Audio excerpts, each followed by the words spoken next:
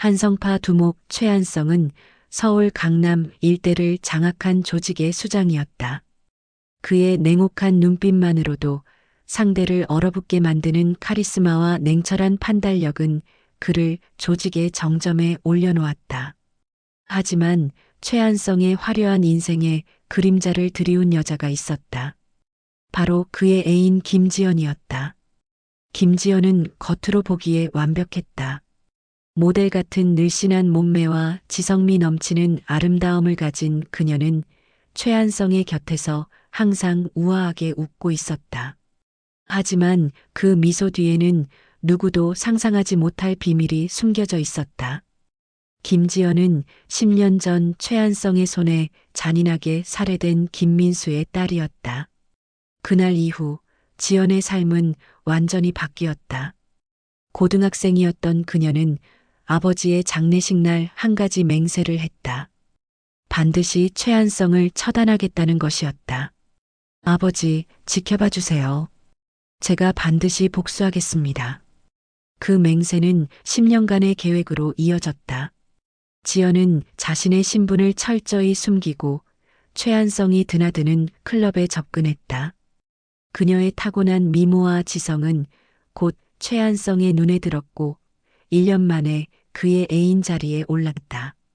하지만 그 과정은 결코 쉽지 않았다. 그녀는 자신을 죽인 원수의 품에서 웃어야 했고 그의 손길을 참아내야 했다. 매일 밤 혐오감으로 몸을 씻으며 복수의 날만을 기다렸다. 지연의 기회는 최한성의 생일날 찾아왔다. 조직의 핵심 간부들만 참석하는 비밀 파티에서 최한성은 평소보다 많은 양의 술을 마셨다. 지연은 그날을 위해 준비한 독약을 와인에 섞었다. 하지만 운명은 그녀를 비웃었다. 최한성이 잠시 자리를 비운 사이 그의 오른팔인 박상철이 의심스러운 눈초리로 그녀를 지켜보고 있었던 것이다. 지연 씨, 뭐 하는 거야? 박상철의 갑작스러운 목소리에 지연은 손을 떨었다.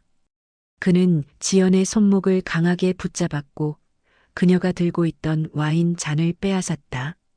이게 뭐지? 뭘 탄 거야? 지연의 심장이 격렬하게 뛰었다. 그녀는 재빨리 손을 빼내며 박상철을 밀쳤다. 그 과정에서 와인은 그의 셔츠에 쏟아졌고 박상철은 분노에 차 소리쳤다. 이 여자 잡아. 지연은 순간적으로 유리병을 깨서 상철의 얼굴을 그었다. 예상치 못한 공격에 상철이 뒤로 넘어지는 틈을 타 지연은 파티장을 빠져나왔다. 하지만 이미 경보가 울려 한성파 조직원들이 그녀를 쫓기 시작했다. 지연은 준비해둔 오토바이를 타고 도심을 빠져나가 교회로 향했다. 총성이 들리고 총알이 그녀의 귀를 스쳐 지나갔다. 다행히 어둠이 그녀를 보호해 주었지만 달리던 중 오토바이가 돌부리에 걸려 넘어졌다. 다리에 심한 상처를 입은 지연은 절뚝거리며 깊은 산속으로 도망쳤다. 피로 얼룩진 발자국이 그녀의 흔적을 남겼지만 폭우가 내리기 시작하면서 그 흔적은 점차 사라져갔다. 지연은 의식이 흐려지는 가운데 산속의 한 사찰을 발견했다. 마지막 힘을 다해 사찰의 문을 두드린 그녀는 쓰러지며 의식을 잃었다. 명성사 사찰의 주지 명성스님은 어둠 속에서 들려오는 희미한 소리에 잠에서 깨어났다. 비바람이 몰아치는 밤, 그는 사찰의 문을 열고 쓰러진 지연을 발견했다. 스님은 망설임 없이 그녀를 안으로 데려와 응급처치를 했다. 이 정도 상처로는 죽지 않을 거다. 명성 스님의 손길은 놀라울 정도로 숙련되어 있었다. 그가 지연의 상처를 치료하는 방식은 일반적인 승려의 것이 아니었다. 그의 몸에는 수많은 문신과 칼자국이 새겨져 있었고 그 모습은 과거 그가 걸어온 피의 길을 짐작케 했다. 명성 스님의 본명은 이명성이었다. 20년 전 그는 명성파라는 거대 조직의 두목으로 전국을 주름잡았다. 당시 그의 이름은 범죄 세계에서 공포의 대명사였다. 하지만 15년 전 그는 갑자기 모든 것을 버리고 종적을 감췄다. 그의 갑작스러운 은퇴는 범죄 세계에 큰 지각 변동을 일으켰고 그 틈을 타 최한성의 한성파가 세력을 키웠다. 지연이 의식을 되찾은 것은 이틀 후였다. 그녀는 낯선 방에서 깨어나 자신을 돌봐준 노승을 마주했다. 어디? 지연이 희미한 목소리로 물었다. 명성사다. 내 이름은 명성. 너는 왜 이런 깊은 산속까지 도망쳐 온 거지? 지연은 처음에 자신의 정체를 숨겼지만 명성 스님의 날카로운 눈빛은 그녀의 거짓을 꿰뚫어 보는 것 같았다. 결국 지연은 모든 것을 털어놓았다. 아버지의 죽음, 10년간의 계획, 그리고 실패한 복수에 대해. 명성 스님은 묵묵히 그녀의 이야기를 들었다. 그리고 한참 침묵한 후 입을 열었다. 나도 한때는 내가 걷고 있는 그 길을 걸었다. 복수의 길. 하지만 그 끝에는 아무것도 없어. 지연이 명성사에서 회복하는 동안 최한성은 광분했다. 그는 지연의 정체를 알아내기 위해 모든 수단을 동원했다. 조직의 정보망을 총동원한 결과 김지연이라는 이름이 가짜라는 것과 그녀의 진짜 신분이 10년 전 자신이 처리한 김민수의 딸이라는 사실이 드러났다. 그 여자를 당장 찾아. 산채로. 최한성의 명령은 절대적이었다. 그의 부하들은 서울 전역을 뒤지기 시작했고 점차 수색 범위를 넓혀갔다. 그 과정에서 지연이 마지막으로 목격된 지점이 교회의 산악지대라는 정보를 입수했다. 한편 명성사에서 지연은 점차 회복되어 갔다. 처음에는 차갑고 거리감 있던 명성 스님도 조금씩 마음을 열기 시작했다. 어느 날 저녁 그는 지연에게 자신의 과거를 이야기했다. 나도 한때는 너처럼 복수에 눈이 멀었었다. 이명성이 명성파의 두목이 되기 전 그는 작은 조직의 일원이었다. 그의 형 이강성은 그 조직의 두목이었고 형제는 서로를 의지하며 살았다.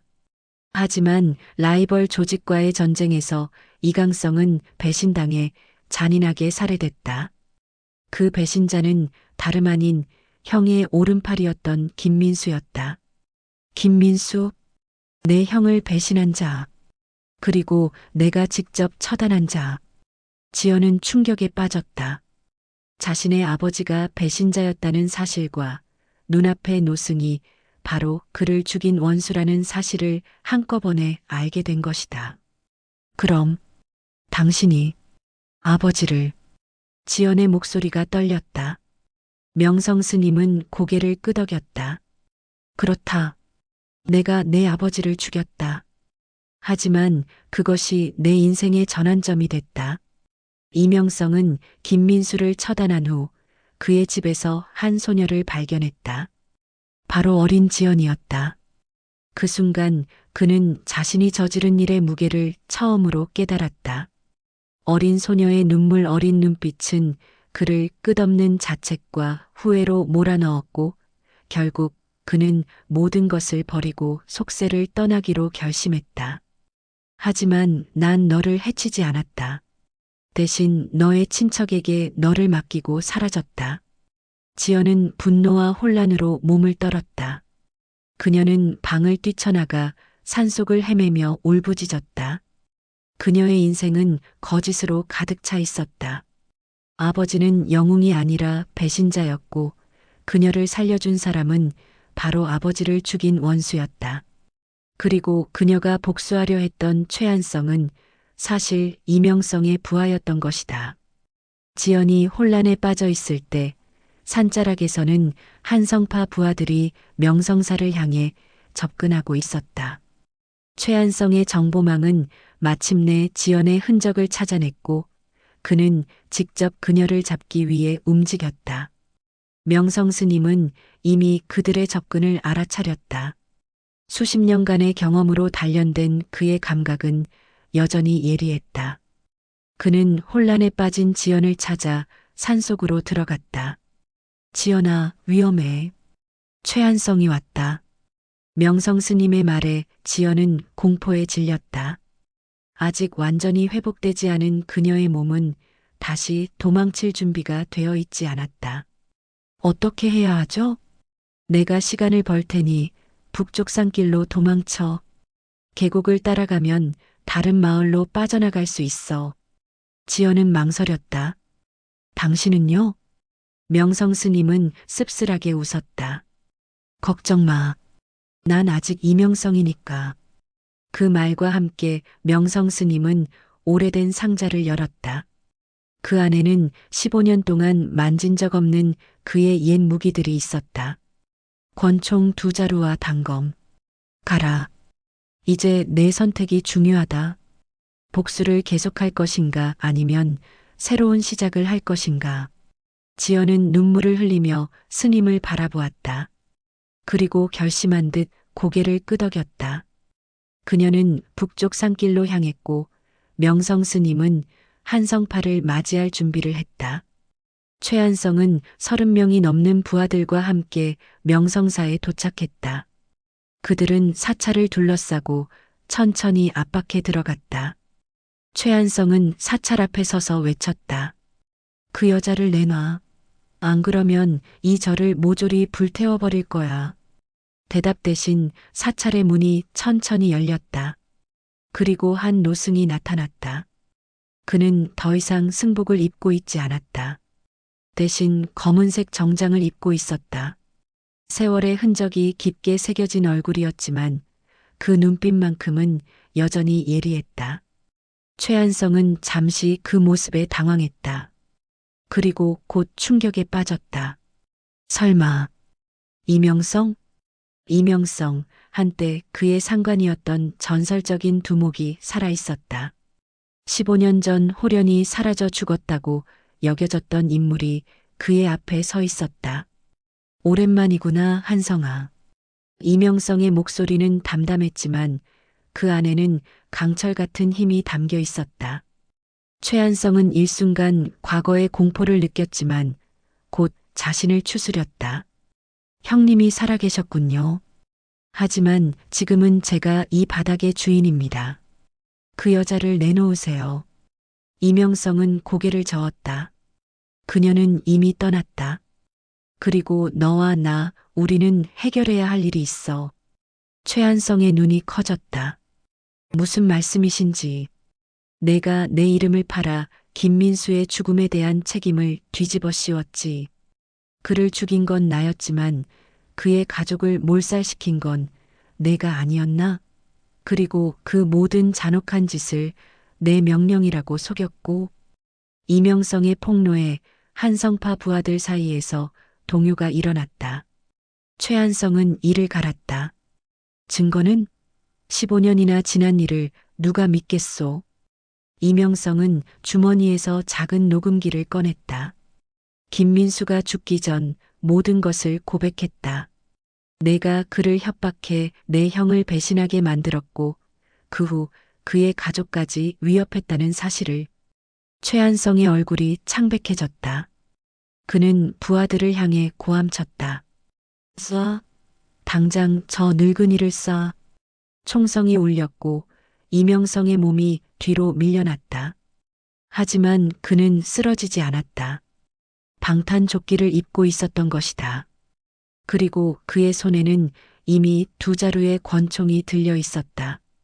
이어지는 총격전은 일방적이었다.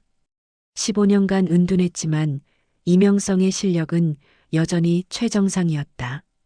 그는 정확한 사격으로 최한성의 부하들을 하나둘 제압해 나갔다. 그 모습은 마치 죽음의 신과도 같았다. 최한성은 공포에 질려 도망치기 시작했다. 그는 지연이 사라진 방향인 북쪽 산길로 향했다. 지연은 계곡을 따라 북쪽으로 도망치고 있었다. 총성이 들리자 그녀는 잠시 멈춰 뒤를 돌아보았다. 불안감이 그녀를 엄습했지만 그녀는 계속 걸음을 옮겼다. 그때 숲속에서 갑자기 나타난 인형이 그녀를 놀라게 했다. 최한성이었다. 그는 피에 젖은 채 비틀거리며 그녀에게 다가왔다. 드디어 찾았다. 그의 손에는 권총이 들려 있었다. 그는 총구를 지연에게 겨누었다. 내가 모든 걸 망쳤어. 지연은 도망칠 곳이 없었다. 그녀는 두려움을 억누르며 최한성을 마주 보았다. 당신에게 복수하려 했던 건 사실이에요. 하지만 이제는 모든 진실을 알게 됐어요. 최한성은 비웃었다. 무슨 진실? 내 아버지가 배신자라는 거? 그래, 맞아. 그는 배신자였고, 그래서 죽어 마땅했지. 아니요. 진짜 배신자는 당신이에요. 당신이 아버지를 협박해 이강성을 배신하게 만들었고, 그 후 이명성에게 모든 책임을 뒤집어 씌웠죠. 최한성의 눈이 커졌다. 내가 어떻게... 이명성. 아니, 명성 스님이 모든 걸 알려줬어요. 그리고 이제 저도 알아요. 복수는 아무것도 해결하지 못한다는 걸. 최한성은 분노로 떨었다. 그래서 내가 날 용서라도 한다는 거야? 지연은 고개를 저었다. 용서는 아니에요. 하지만 더 이상 당신에게 내 인생을 허비하지 않을 거예요. 그 순간 최한성의 뒤에서 나타난 이명성이 그를 향해 총구를 겨눴다. 그만해, 한성아. 최한성은 뒤를 돌아보았다. 그리고 순간적으로 총구를 지연에게서 이명성에게로 돌렸다.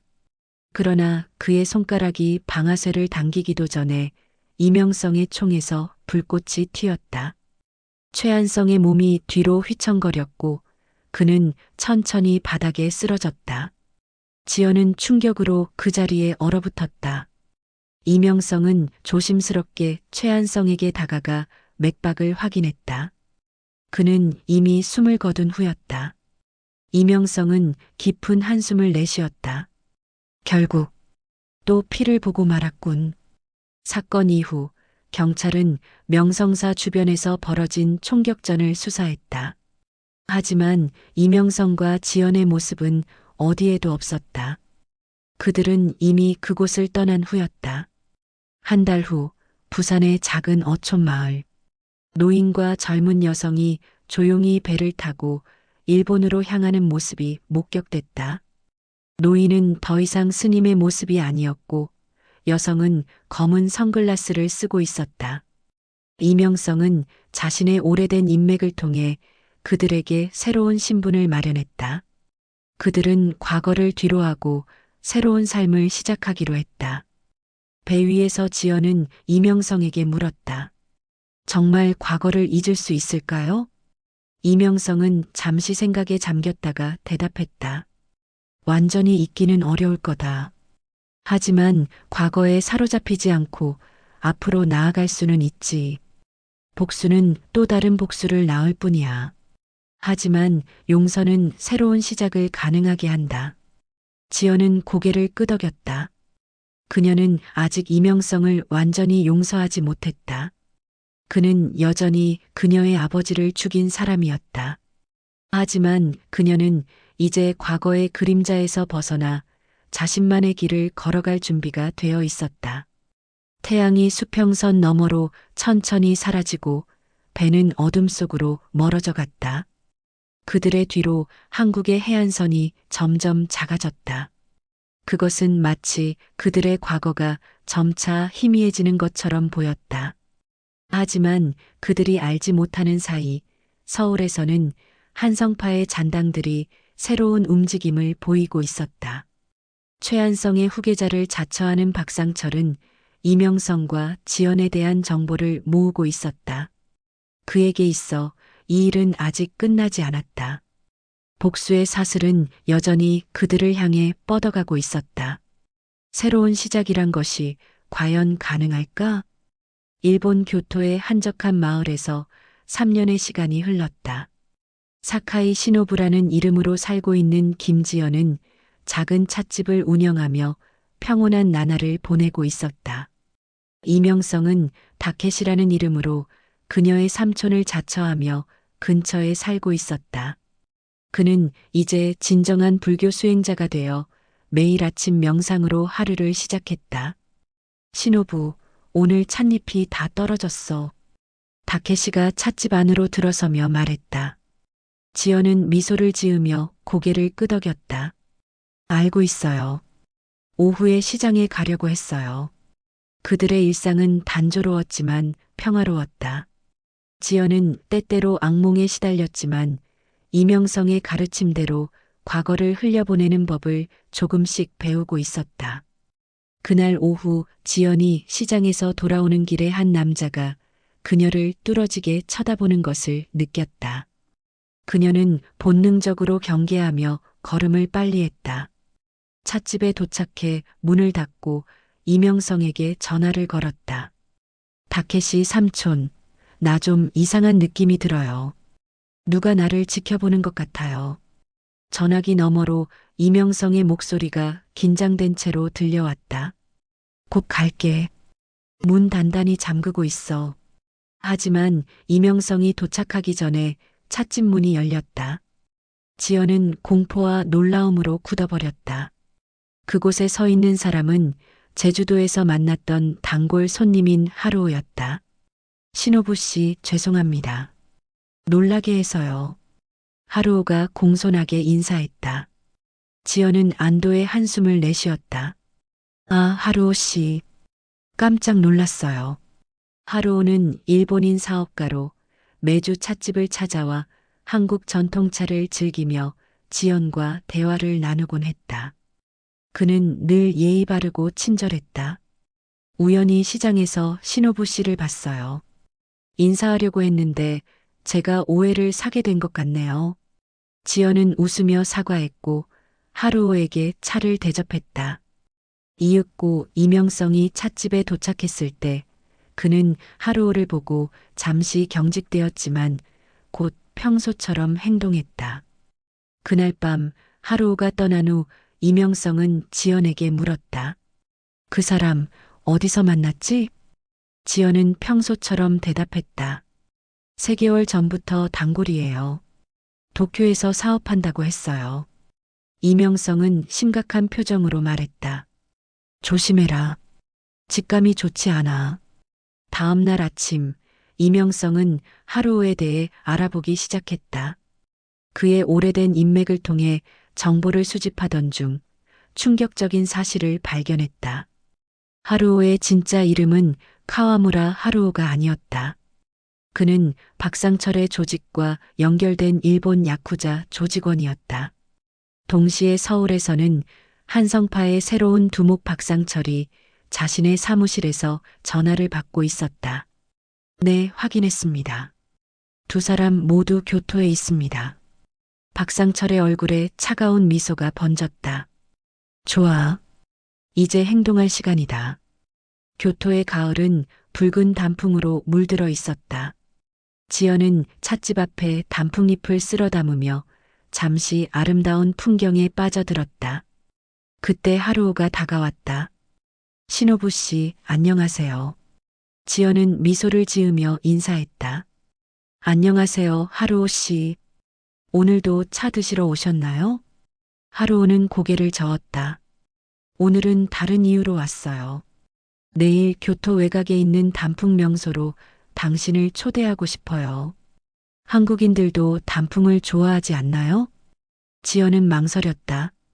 이명성의 경고가 머릿속을 스쳤지만 그녀는 하루오에게서 위험을 느끼지 못했다. 그는 항상 예의 바르고 친절했다. 내일은 제가 찻집을 쉬는 날이긴 한데. 하루오의 눈이 기대감으로 빛났다. 그럼 가능하신가요? 제가 차로 모시러 올게요. 결국 지연은 수락했고 이명성에게 알린 후에 다음 날 하루오를 만나기로 했다. 이명성은 강하게 반대했지만 지연은 그의 걱정을 무마시켰다. 괜찮아요. 사람들이 많은 공공장소니까요. 그리고 당신도 같이 올 수 있잖아요. 이명성은 한숨을 쉬며 동의했다. 내가 멀리서 지켜볼게. 다음 날 하루오는 약속대로 지연을 데리러 왔다. 그들은 교토 외곽의 유명한 사원으로 향했다. 사원 주변은 붉은 단풍으로 뒤덮여 있었고 많은 관광객들로 붐볐다. 지연은 이명성이 어디선가 그들을 지켜보고 있다는 사실에 안심하며 풍경을 즐겼다. 정말 아름답네요. 지연이 감탄했다. 하루오는 미소를 지으며 고개를 끄덕였다. 저기 위쪽으로 가면 전망대가 있어요. 거기서 보는 풍경이 더 멋져요. 그들은 사람들이 점점 적어지는 산길을 오르기 시작했다. 지연은 점차 불안해졌지만 하루오의 자연스러운 대화에 경계심을 풀었다. 전망대에 도착했을 때 그곳에는 그들밖에 없었다. 여기서 보는 교토의 풍경이 최고죠. 하루오가 말했다. 지연이 경치에 빠져 있을 때 하루오의 목소리가 갑자기 변했다. 김지연 씨 아니면 이제는 사카이 시노부라고 불러야 할까요? 지연의 심장이 멈추는 것 같았다. 그녀는 천천히 뒤를 돌아 하루오를 마주했다. 그의 눈에는 더 이상 친절함이 없었다. 누구세요? 지연이 떨리는 목소리로 물었다. 하루오는 냉소적으로 웃었다. 박상철 두목님이 안부를 전해달라고 하셨어요. 그 순간 숲속에서 3명의 남자가 나타났다. 모두 검은 옷을 입고 있었고 그중 한 명은 총을 들고 있었다. 가자, 김지연 씨. 한국에서 당신을 기다리는 사람들이 있어요. 지연은 절벽 가장자리로 물러섰다. 안 가요. 하루오가 한 걸음 다가왔다. 선택권이 없어요. 그때 갑자기 총성이 울렸다. 하루오 옆에 있던 남자가 쓰러졌다. 숲속에서 이명성이 나타났다. 지연아, 내 쪽으로 와. 그가 외쳤다. 혼란 속에서 또 다른 총성이 울렸고 이명성의 어깨에서 피가 흘러내렸다. 지연은 공포에 휩싸여 소리쳤다. 삼촌. 하루오가 이 틈을 노려 지연을 붙잡았다. 그의 손에는 작은 주사기가 들려 있었다. 지연은 필사적으로 저항했지만 하루오는 주사기를 그녀의 팔에 꽂았다. 몇 초 후 그녀의 시야가 흐려지기 시작했다. 마지막으로 그녀가 본 것은 이명성이 다른 두 남자와 싸우는 모습이었다. 그리고 모든 것이 어둠 속으로 사라졌다. 지연이 눈을 떴을 때 그녀는 낯선 방에 갇혀 있었다. 방은 넓고 화려하게 꾸며져 있었지만 창문은 모두 철창으로 막혀 있었다. 그녀는 머리가 아프고 혼란스러웠다. 드디어 깨어났군. 목소리에 놀라 고개를 돌리자 박상철이 문 앞에 서 있었다. 그는 3년 전보다 더 늙어 보였지만 여전히 위험한 기운을 내뿜고 있었다. 여긴 어디죠? 지연이 물었다. 박상철은 방 안으로 들어왔다. 서울이야. 정확히는 한성파의 새 본부지. 이제 내가 이 조직의 두목이 됐어. 지연은 일어나려고 했지만 몸이 너무 약해 쓰러졌다. 박상철이 차가운 미소를 지었다. 약 기운이 아직 완전히 빠지지 않았나 보군. 걱정 마. 내가 필요한 건 정보뿐이야. 무슨 정보요? 이명성의 위치. 그 늙은이가 어디 있는지 알려주면 너는 자유롭게 될 거야. 지연은 고개를 저었다. 모르겠어요. 마지막으로 본 게 전망대에서였어요. 박상철의 눈이 차갑게 빛났다. 거짓말하지 마. 그 늙은이가 일본에서 빠져나갔다는 건 알아. 하지만 어디로 갔는지는 알아내지 못했어. 너라면 알고 있을 거야. 정말 몰라요. 지연이 단호하게 말했다. 박상철은 한숨을 쉬었다. 알았어.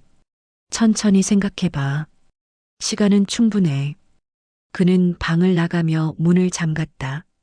지연은 주변을 살펴보기 시작했다.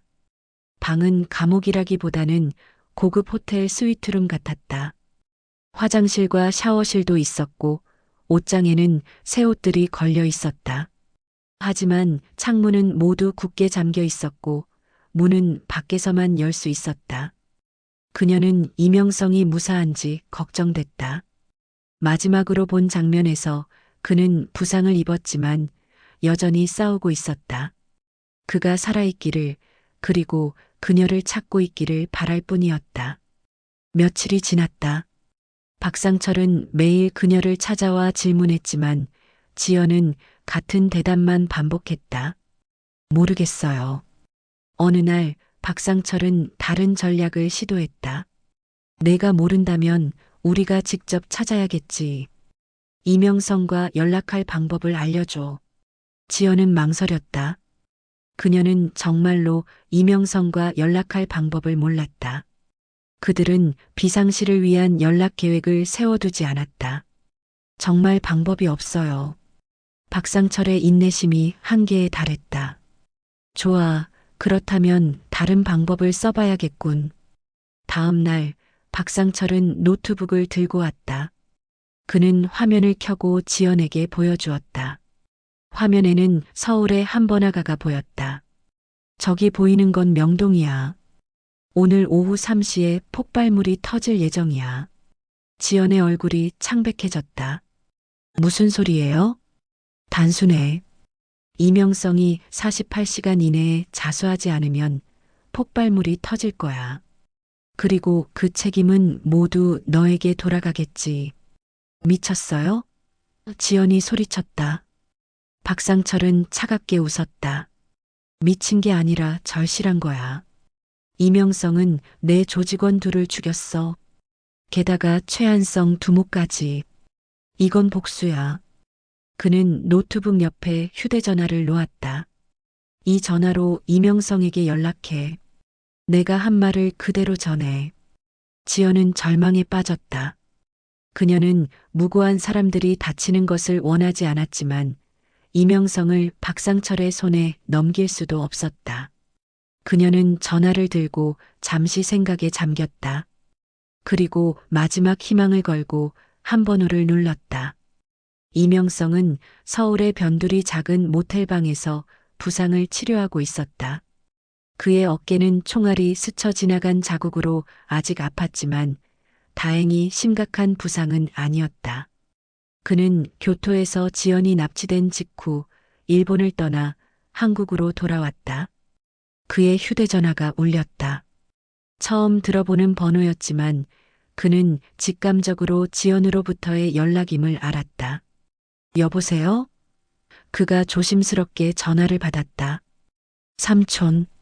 지연의 떨리는 목소리가 들렸다.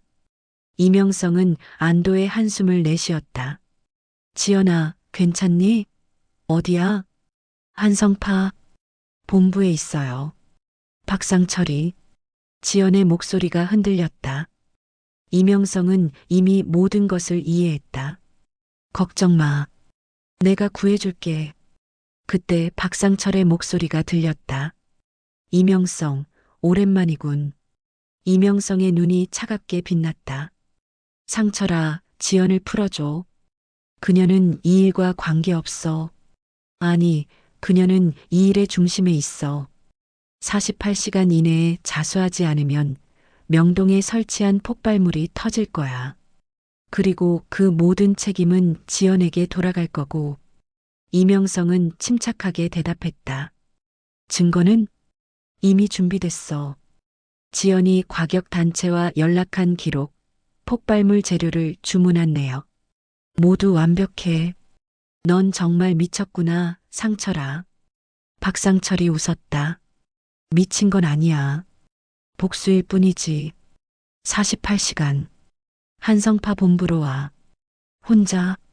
전화가 끊겼다. 이명성은 깊은 생각에 잠겼다. 그는 자신이 죽는 것은 두렵지 않았지만 지연과 무고한 시민들이 위험에 처한 상황이 괴로웠다. 그는 작은 노트북을 열고 한 메일을 확인했다. 일본에서 지연이 납치된 직후 그는 오래된 친구에게 연락했다. 서울경찰청 강력반장 강도윤이었다. 강도윤은 20년 전 이명성이 경찰의 추적을 피할 수 있도록 도와준 은인의 아들이었다. 이명성은 강도윤에게 상황을 설명하는 메일을 보냈고 지금 그의 답장을 확인하고 있었다. 메일에는 한성파의 새 본부 위치와 박상철의 최근 활동에 대한 정보가 담겨 있었다. 어쩌면 이 일을 한 번에 끝낼 수 있을지도 모르겠군. 이명성은 오래된 가방을 열었다. 그 안에는 그가 15년 동안 숨겨둔 물건들이 있었다. 권총, 나이프, 그리고 작은 USB 드라이브. 그 USB에는 한국 범죄 조직의 모든 비밀이 담겨 있었다. 이명성이 명성파의 두목으로 있을 때 수집한 정보들이었다. 그는 강도윤에게 다시 메일을 보냈다. 내일 밤 모든 것이 끝날 겁니다. 다음 날 밤 이명성은 한성파 본부 앞에 도착했다. 건물은 강남의 고급 오피스텔이었고 겉으로 보기에는 평범한 회사 사무실처럼 보였다.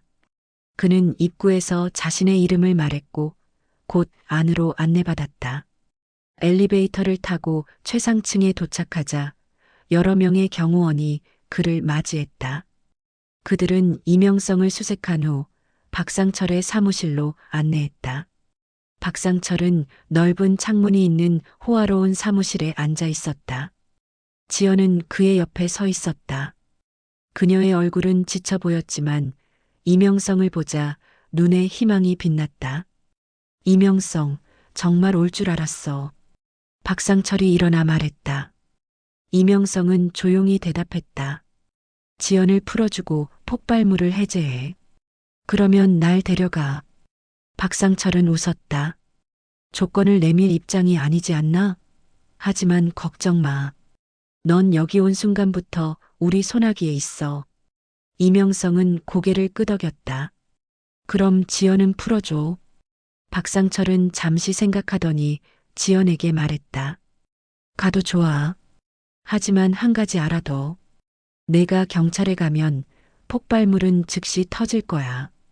지연은 망설였다. 난 이명성 없이는 안 가. 이명성이 고개를 저었다. 가라, 지연아. 이건 내 문제야. 지연은 눈물을 참으며 이명성에게 다가갔다. 그녀는 그를 꼭 안았다. 그 순간 이명성은 그녀의 귀에 작게 속삭였다. 북쪽 비상계단. 3분 후 지연은 미세하게 고개를 끄덕이고 이명성에게서 떨어졌다. 그녀는 박상철을 마주보며 말했다. 정말 끔찍한 인간이에요. 박상철은 비웃으며 경호원에게 지시했다. 이 여자를 건물 밖으로 내보내. 지연이 방을 나가자 박상철은 이명성에게 다가왔다. 자, 이제 우리끼리 얘기할 시간이군. 이명성은 침착하게 대답했다. 할 말이 뭐가 있겠어. 넌 최한성의 뒤를 이어 범죄의 길을 택했고 난 그걸 끝내러 왔을 뿐이야. 박상철의 얼굴이 일그러졌다. 내가 끝내? 웃기지 마. 넌 이미 늙었어. 이제 한성파는 내 것이고 너의 시대는 끝났어. 그래, 내 시대는 끝났어. 하지만 내 시대도 오늘로 끝이야. 그 순간 건물 밖에서 사이렌 소리가 들렸다. 박상철이 창문으로 달려가 보니 경찰차들이 건물을 둘러싸고 있었다. 뭐야 이게? 그가 소리쳤다. 이명성은 차분하게 대답했다. 경찰 강력반이야. 강도윤 반장이 지휘하고 있지. 넌 이미 포위됐어.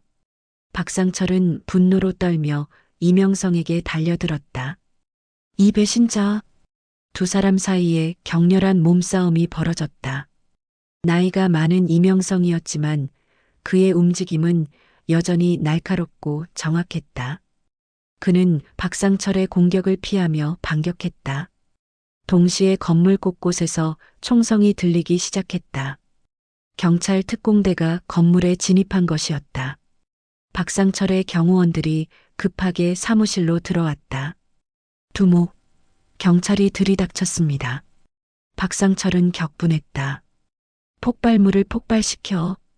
경호원이 당황했다. 하지만 두목, 아직 시간이. 당장, 박상철이 소리쳤다. 이명성은 그 순간을 놓치지 않고 박상철에게 돌진했다. 그는 박상철의 목을 잡고 벽으로 밀쳤다. 폭발물은 없어, 상철아. 내 부하들이 설치하려던 폭발물은 이미 경찰에 의해 무력화됐어. 박상철의 눈이 커졌다. 어떻게? 넌 내가 여전히 혼자라고 생각했지만 난 여전히 많은 친구들이 있어. 강도윤은 그중 하나일 뿐이야. 그때 사무실 문이 열리고 특공대원들이 들어왔다. 박상철의 경호원들은 저항하지 않고 투항했다. 박상철은 절망적인 표정으로 바닥에 무릎을 꿇었다. 이명성은 한 발짝 물러서며 특공대에게 길을 내주었다. 그들은 박상철과 그의 부하들을 체포했다. 강도윤 반장이 들어와 이명성에게 다가왔다. 이명성 선생님, 도움에 감사드립니다. 덕분에 한성파를 일망타진할 수 있었습니다.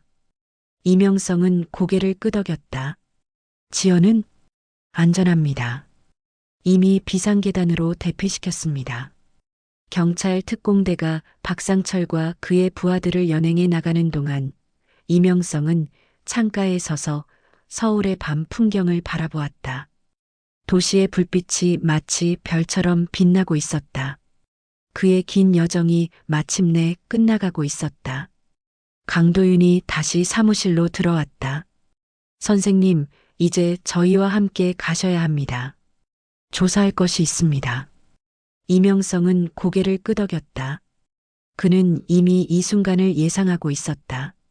알았네. 하지만 그 전에 지연이를 만나고 싶군. 강도윤은 잠시 망설이다가 동의했다. 잠깐만요. 몇 분 후 지연이 사무실로 들어왔다. 그녀의 눈은 붉게 충혈되어 있었지만 표정은 평온해 보였다. 이명성과 지연은 말없이 서로를 바라보았다. 괜찮아요? 지연이 먼저 입을 열었다. 이명성은 미소를 지었다. 그래, 이제 모든 게 끝났어. 지연은 천천히 그에게 다가가 안았다. 정말 끝난 건가요? 그래, 끝났어. 이명성은 그녀의 등을 토닥였다. 이제 넌 자유롭게 내 인생을 살 수 있어. 지연은 그에게서 떨어져 그의 얼굴을 바라보았다. 당신은요? 당신도 자유로워질 수 있나요? 이명성은 대답 대신 깊은 한숨을 내쉬었다. 그는 15년 전 자신의 범죄 경력을 끝내고 싶었지만 과거는 결코 그를 놓아주지 않았다. 그리고 이제 그는 그 과거의 대가를 치를 준비가 되어 있었다. 선생님, 이제 가야 합니다. 강도윤이 문 앞에서 기다리고 있었다. 이명성은 지연의 손을 꼭 잡았다. 내가 없어도 잘 살아갈 수 있을 거야. 넌 강하니까. 지연의 눈에 눈물이 고였다. 기다릴게요. 돌아오실 때까지. 이명성은 마지막으로 그녀의 이마에 입을 맞추고 강도윤을 따라 나갔다. 경찰차가 그들을 기다리고 있었다. 서울중앙지방법원. 재판장은 방청객들로 가득 차 있었다. 언론에서는 이 재판을 세기의 갱단 재판이라고 불렀다. 피고인석에는 박상철과 그의 부하들, 그리고 이명성이 앉아 있었다. 재판장이 입장하자 모두 일어섰다. 재판장은 차분하게 서류를 검토한 후 입을 열었다. 피고인 박상철에게 무기징역을 선고합니다. 피고인은 범죄 조직을 이끌며 살인, 납치, 공공위협 등 수많은 범죄를 저질렀습니다. 박상철은 고개를 숙이고 있었다. 그의 얼굴에는 분노와 절망이 뒤섞여 있었다. 피고인 이명성에게는 재판장이 말을 이어가기 전 법정 안에 긴장이 감돌았다.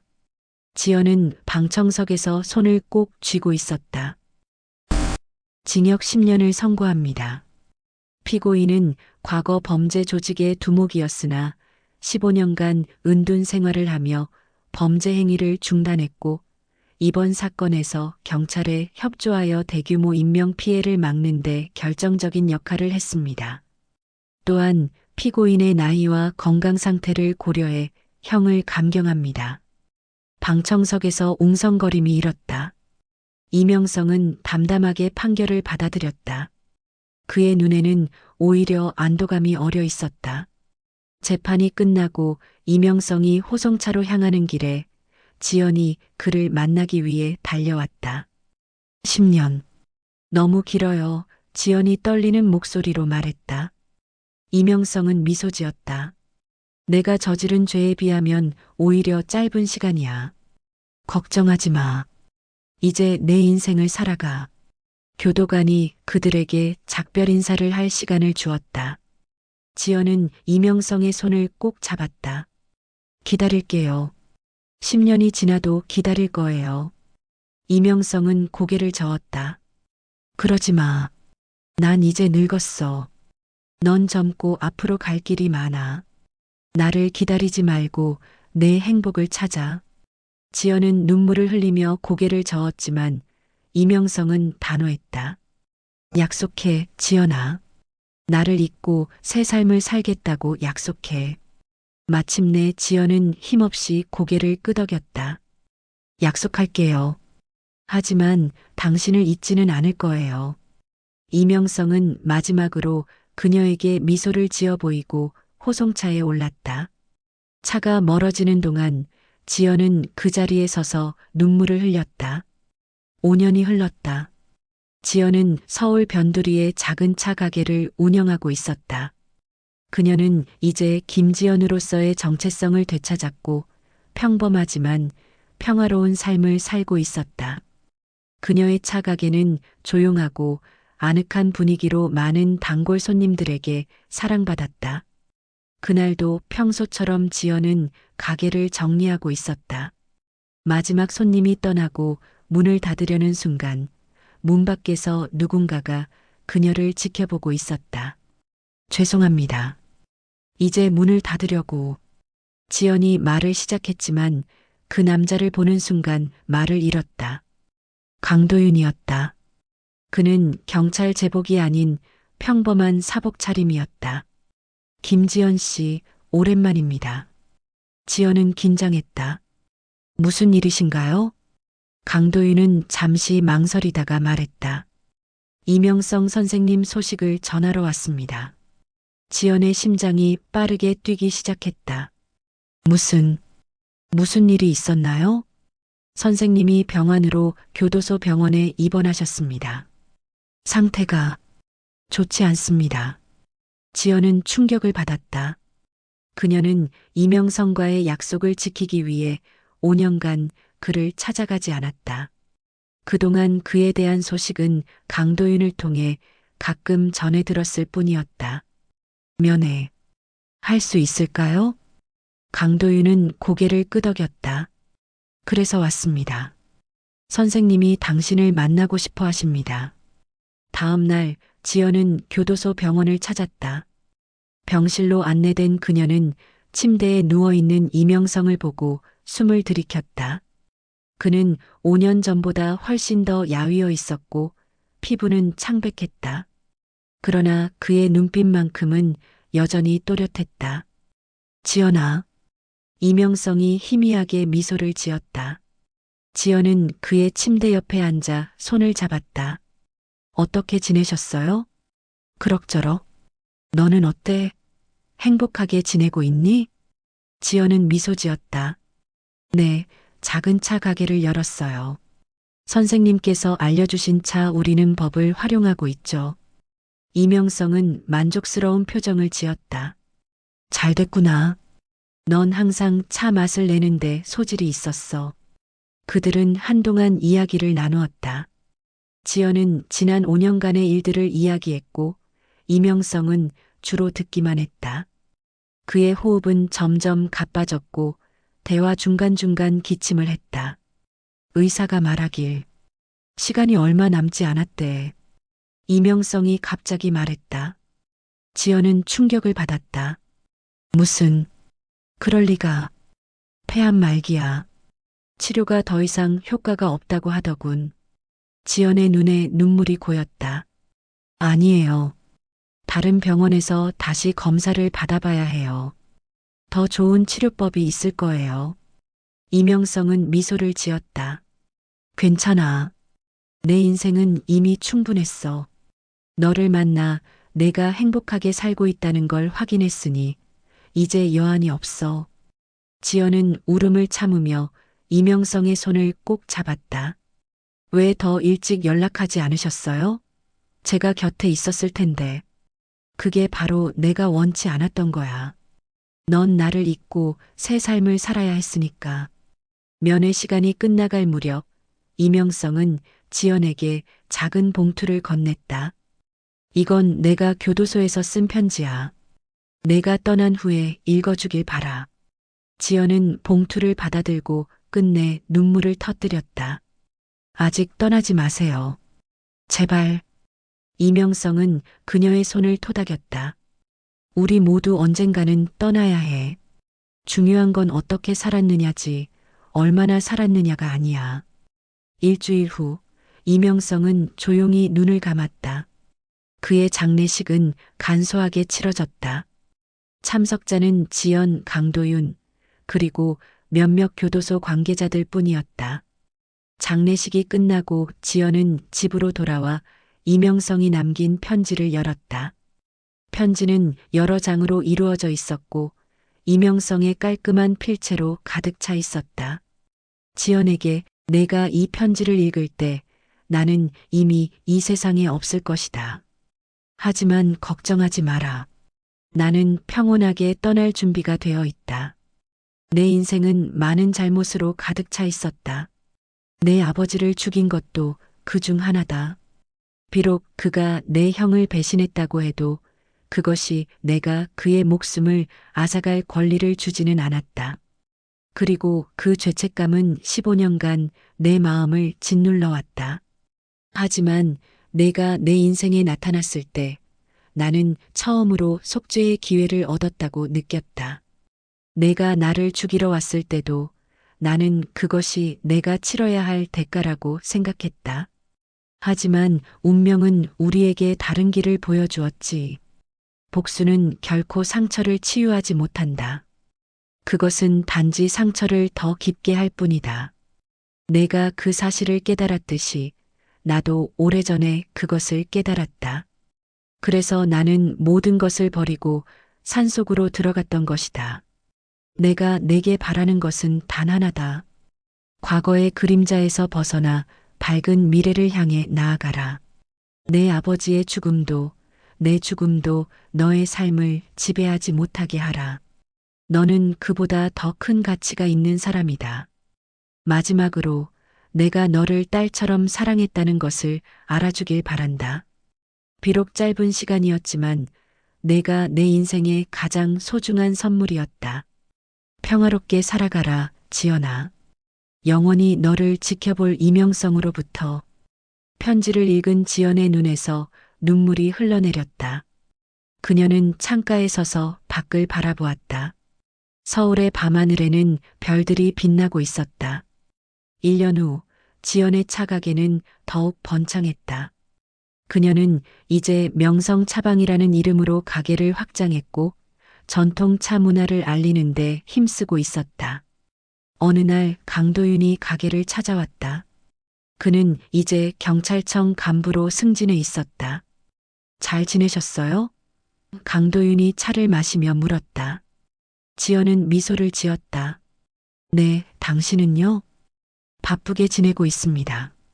아, 그리고 이것을 드리러 왔어요. 강도윤은 작은 상자를 건넸다.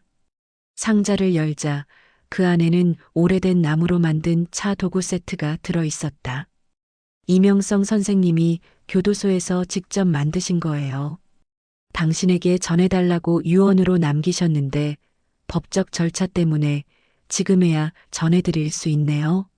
지연은 차 도구를 조심스럽게 만져보았다. 정교하게 조각된 나무 표면에는 이명성의 정성이 깃들어 있었다. 고마워요. 정말 소중히 할게요. 강도윤이 떠난 후 지연은 차독으로 차를 우려 한 잔 마셨다. 그 맛은 어딘가 익숙하면서도 새로웠다. 마치 이명성이 우려낸 차를 마시는 것 같았다. 지연은 창밖을 바라보았다. 봄이 오고 있었고 가게 앞 작은 정원에는 새싹이 돋아나고 있었다. 그녀는 이제 더 이상 과거의 그림자에 갇혀 있지 않았다. 복수도 후회도 미움도 모두 흘려보냈다.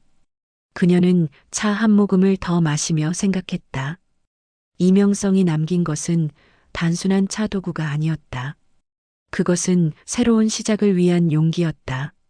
지연은 이제 자신만의 길을 걸어갈 준비가 되어 있었다. 오늘 이야기 어떠셨나요? 인생은 누구에게나 한 편의 이야기입니다. 오늘의 사연이 당신의 마음에 닿았다면 다음 이야기도 함께 들어주세요. 구독과 좋아요 부탁드립니다.